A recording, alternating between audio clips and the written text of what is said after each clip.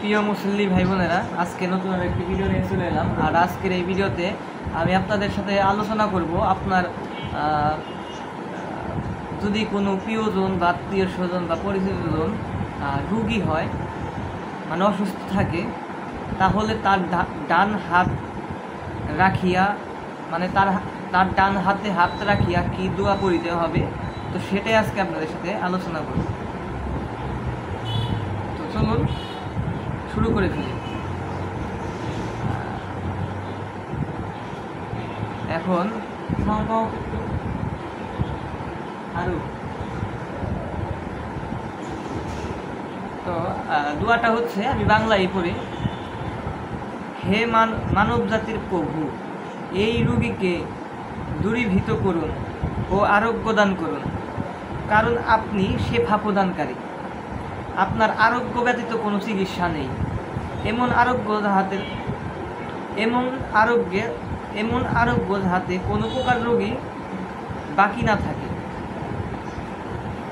চিন্তাযুক্ত হইলে নিম্ন দোয়া পড়িতে হবে।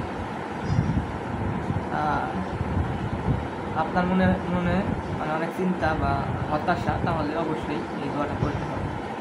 হাদিস শরীফে আছে, যে ব্যক্তি প্রান্তে ও সন্ধ্যায় এই দোয়া পাঠ করে, আল্লাহ তাআলা তার দুশ্চিন্তা দূর করিয়া দিবেন এবং তার ঋণ পরিশোধ করিয়া দিবেন। এই দোয়াটা পাঠ করলে কিন্তু আপনাদের দুইটা ফজিলত পাবেন। সেটা হচ্ছে, আপনাদের চিন্তামুক্ত হবে এবং ঋণমুক্ত হবে। অর্থ মানে বাংলায় আমি পড়ি, আয় আল্লাহ,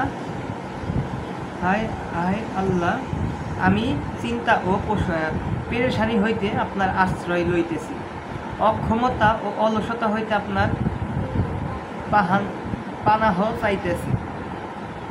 কৃপণতা ও ভীরতা হইতে আপনার আশ্রয় প্রার্থনা করতেছি এবং কর্জের চাপ ও মানুষের প্রবলতা হইতে আশ্রয় চাইতেছি। তো প্রিয় বন্ধুরা, আজকে রোগী দেখার দোয়া এবং হচ্ছে চিন্তামুক্ত আর হচ্ছে